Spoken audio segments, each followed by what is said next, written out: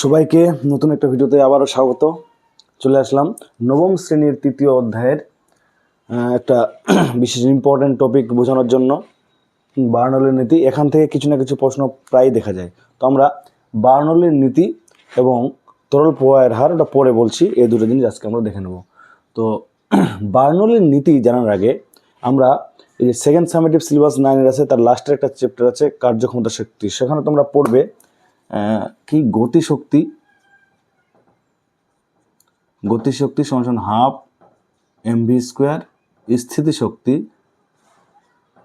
স্থিতিশক্তি MGH. এই দুটো জিনিস তোমরা সেখানে আমরা প্রমাণ করব সেখানে ডিটেলস। তো গতিশক্তির রাশিমালা হচ্ছে হাফ এমভি স্কোয়ার এবং স্থিতিশক্তির রাশিমালা হচ্ছে এমজিএইচ। এখানে কি এম হলো বস্তুর ভর, এম হলো বস্তুর ভর, আর ভি হলো বস্তুর বেগ, আর এইচ হচ্ছে উচ্চতা। তো যাই হোক, তো গতিশক্তি অর্থাৎ কাইনেটিক এনার্জি, এটাকে ই সাফিক্স কি দ্বারাও প্রকাশ করা হয়, এটা ই সাফিক্স পি। পটেনশিয়াল এনার্জি, তাই ই সাফিক্স পি দিয়েও এটাকে প্রকাশ করা হয়। তো কেন এটা পড়ালাম? কারণ বার্নৌলির নীতিতে আমাদের এই যে রাশিমালা দুটা গতিশক্তি ও স্থিতিশক্তি এখানে আছে। মোট শক্তি হচ্ছে গতিশক্তি এবং স্থিতিশক্তি। আর একটা বিষয় জানলেও নয়, বার্নৌলির নীতি অ্যাকচুয়ালি কোন নীতির থেকে এটা এসেছে সেটা আমাদের জানতে হবে। বার্নৌলির নীতিটা কোন নীতি থেকে এসেছে বা কোন নীতির এখানে পাওয়া যায়, সেটা হচ্ছে শক্তির সংরক্ষণ নীতি।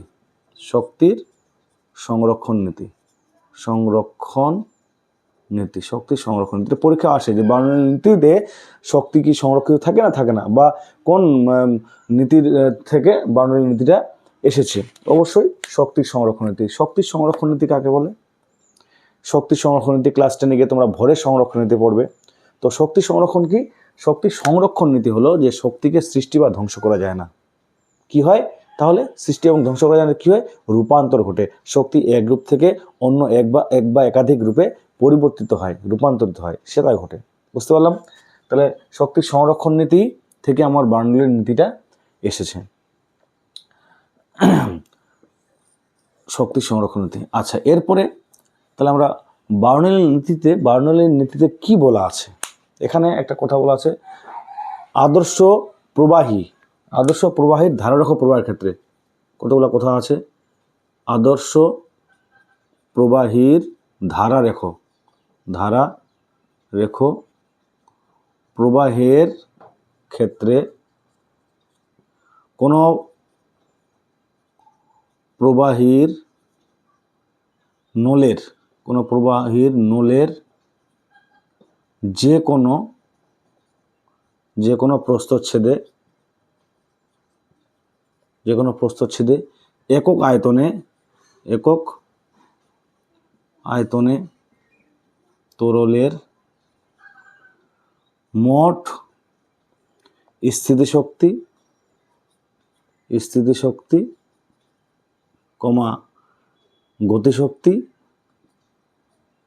গতিশক্তি ও চাপ শক্তি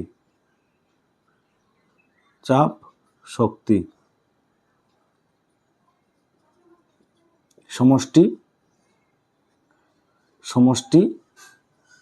ধ্রুবক থাকে। অর্থাৎ স্থিতিশক্তি, গতিশক্তি, ওর সময় প্রথমে গতিশক্তি লিখতে পারি আমি। গতিশক্তি একই ব্যাপার, গতিশক্তি প্লাস স্থিতিশক্তি প্লাস চাপ শক্তি সমান ধ্রুবক। এটাই হচ্ছে বার্নৌলির নীতি। পরীক্ষায় আসলে তোমরা এইভাবে লিখতে পারো। আদর্শ প্রবাহ কাকে বলে? যে প্রবাহীটা বা তরলটা বা গ্যাসটা কি অসান্দ্র হয়। সান্দ্র হলে হবে না। আমরা এর আগের চ্যাপ্টারে সান্দ্রতা পড়েছি, পিছুটান পড়েছি। এবং ধারারেখ প্রবাহটা কি? ধারারেখ প্রবাহ আমরা এর আগের চ্যাপ্টারে ভালো করে পড়েছি। কি পড়েছি? যে প্রবাহের যে কোনো বিন্দুতে যদি প্রবাহের বেগের মান ও অভিমুখ যদি অপরিবর্তিত থাকে তাকে বলে ধারারেখ প্রবাহ। একটা আদর্শ কেস, আইডিয়াল কেসের ক্ষেত্রে বার্নৌলির নীতি তিনি বলেছেন যে এটা খাটবে, প্রযোজ্য হবে। এবার এখানে আরেকটা কথা আছে, একক আয়তনে। আমি এখানে দেখলাম যে গতিশক্তি হাফ এমভি স্কোয়ার। এটা কি হবে, ভি আয়তনে আমরা জানি যে কোনো বস্তুর যদি ভর থাকে তাহলে ঘনত্ব হবে ডি আর ভলিউম আয়তন হবে ভি। তাহলে ভি আয়তনে যদি গতিশক্তি হাফ এম ভি স্কোয়ার হয় তাহলে এক আয়তনে কত হবে, half M V square, half M V square by V. M by V মানে কি আবার, ডি সমান এম বাই ভি অর্থাৎ ঘনত্ব। তাহলে এই যে ডি অ্যাকচুয়ালি এখানে রো ধরা হচ্ছে, এটাকে রো ভি স্কোয়ার। একক আয়তনে গতিশক্তি হবে হাফ রো ভি স্কোয়ার। একক আয়তনে স্থিতিশক্তি কত হবে, একক আয়তনে স্থিতিশক্তি যেটা আছে এটা তাহলে কি হলো হাফ রো ভি স্কোয়ার, এটা হবে রো জি এইচ। সেম এখানেও ভি দ্বারা, ভি আয়তনের জন্য আমার স্থিতিশক্তি যদি এম জি এইচ হয় তাহলে একক আয়তনে কত হবে, রো জি এইচ হবে। ঠিক আছে, বুঝতে পারলাম। আর চাপ শক্তি পি। তাহলে আমার এই ফর্মুলাটা কি দাঁড়াবে, আমার গতিশক্তি হলো half rho V square plus rho G H plus P. P হচ্ছে স্থিতিশক্তি সমান সমান ধ্রুবক। ধ্রুবক এটা হচ্ছে বার্নৌলির নীতির গাণিতিক রূপ। পরীক্ষায় যদি আসে, যদি 2 নম্বর বা 3 নম্বর থাকে তাহলে অবশ্যই তোমরা এটাও লিখে দিবে এবং বলে দিবে কোনটা কি। এখানে তাহলে কি হলো, এখানে হচ্ছে হাফ, তাহলে যেখানে আমরা লিখতে পারি যেখানে হাফ রো ভি স্কয়ার সমান হচ্ছে একক আয়তনে, একক আয়তনে তনে বস্তুর গতিশক্তি। হ্যাঁ, একক আয়তনে বস্তুর গতিশক্তি। রো জিএইচটা কী হবে, রো জিএইচ একক আয়তনে বস্তুর স্থিতিশক্তি, আর পি হচ্ছে একক আয়তনে বস্তুর চাপ শক্তি। এদের সমষ্টি কী থাকে, ধ্রুবক থাকে। তাহলে কোনো আদর্শ প্রবাহী ধারক প্রবাহের ক্ষেত্রে কোনো পরিবাহী নলের যে কোনো প্রস্থের সাথে একক আয়তনের তরলের মোট স্থিতিশক্তি, গতিশক্তি ও চাপ শক্তির সমষ্টি সর্বদা ধ্রুবক থাকে। এটা হলো বার্নৌলির নীতি। ঠিক আছে, এরপরে আমরা যেটা দেখে নেব সেটা হচ্ছে বার্নৌলির নীতির সাহায্যে কিছু কিছু ঘটনার আমরা ব্যাখ্যা করব। বার্নৌলির নীতির সাহায্যে কিছু ঘটনার আমরা ব্যাখ্যা করব। কি ঘটনা, একটা প্রশ্ন লিখি যে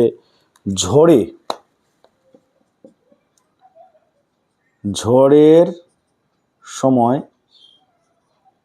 খড়ের চাল বা টিনের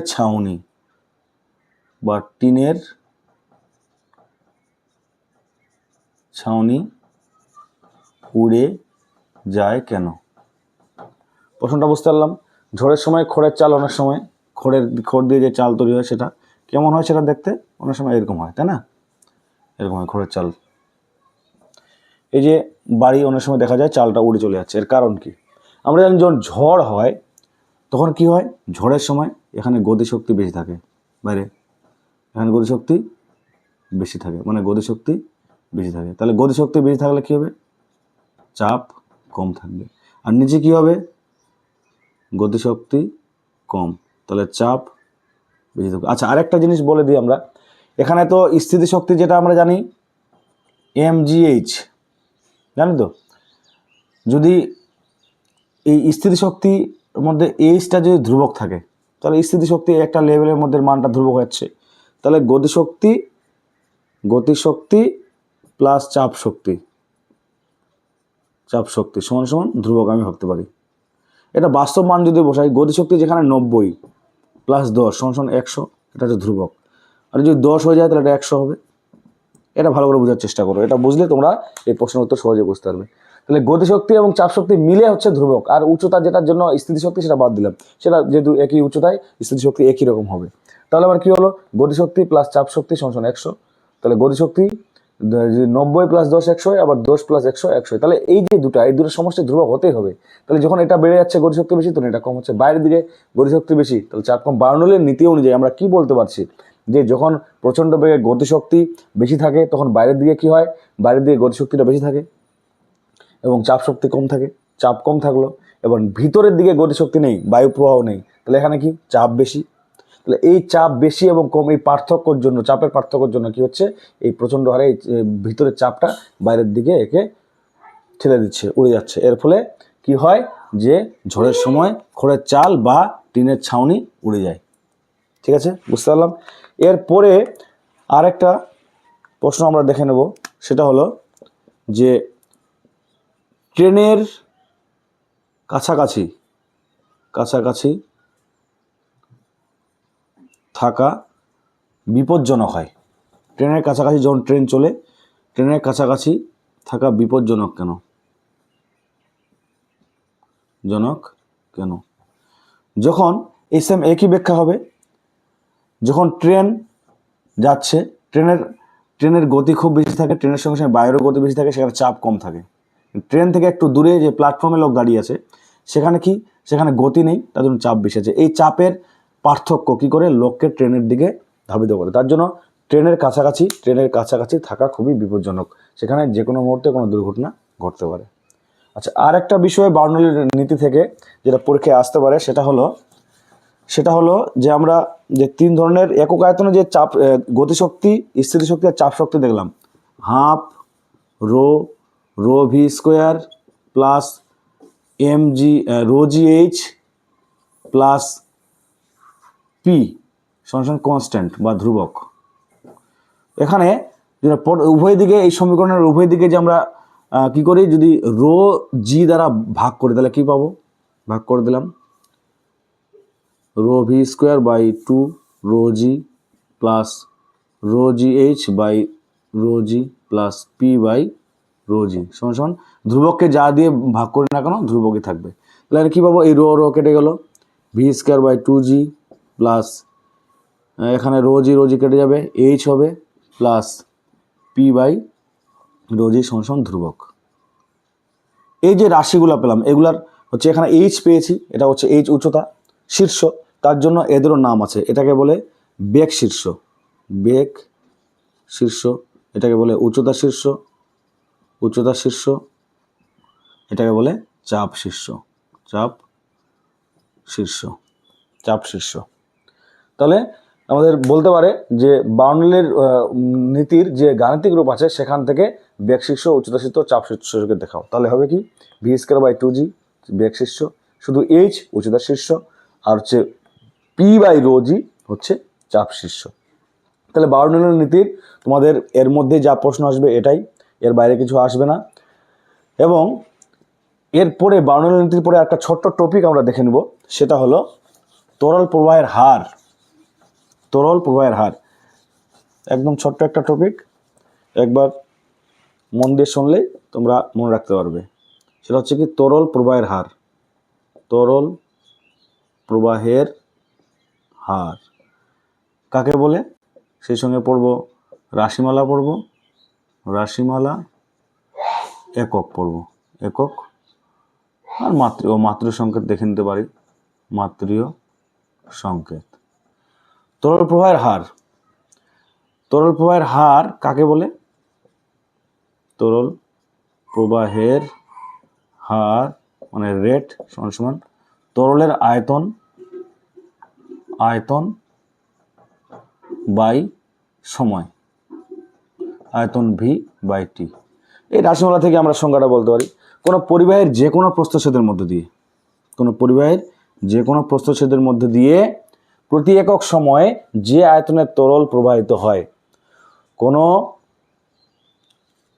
পরিবাহী নল হতে পারে, এটা কোনো পরিবাহী নলের বা কোনো পাইপের মধ্য দিয়ে, তার পাইপের যে কোনো প্রস্থচ্ছেদে প্রতি একক সময় যে আয়তনের তরল, এখানে ভি দিয়েছি, তাই যে আয়তনের তরল প্রবাহিত হয় তাকে তরল প্রবাহের হার বলে। তাহলে কি আসলো, আর সমান ভি বাই টি। এটা হচ্ছে রাশিমালা। রেট ফ্লো অফ লিকুইড বা ওয়াটার, জলের প্রবাহের হার বলে ওয়াটার হবে, তাহলে কী হবে, ভি বাই টি। তাহলে এখানে এটা হলো রাশিমালা। একক কী হবে, এসআইতে আর এর একক, ভি এর একক কি, মিটার কিউব পার সেকেন্ড, এটা এসআইতে। সিজিএসে কী হবে, সেমি কিউব পার সেকেন্ড সিজিএসে, আর ব্যবহারে কী হবে, লিটার পার সেকেন্ড। তাহলে এগুলো হচ্ছে একক। মাতৃসংকেত কী হবে, আয়তনের মাতৃসংকেত এল, এল কিউব বাই টি, তাহলে কী হবে, এল কিউব টি মাইনাস, এটা হবে মাতৃয় সংকেত। অত ইম্পর্টেন্ট নয়, কিন্তু বলা যায় না, যে কোনো কিছু আসতে পারে, সংজ্ঞা আসতে পারে, রাশিমালা আসতে পারে, বা এককটা আসতে পারে। অনেক সময় এককটা বেশি এখানে ইম্পর্টেন্ট, মাতৃসংকেত কখন দেখা যায়নি, বলা যায় না, দিতেও পারে। তাহলে আমরা আজকে পড়লাম বার্নৌলির নীতি এবং তরল প্রবাহের হার। যদি তোমাদের ভিডিওটি উপকারে আসে, যদি ভালো লেগে থাকে, তাহলে অবশ্যই চ্যানেলটি সাবস্ক্রাইব করে পাশে থাকবে। ধন্যবাদ।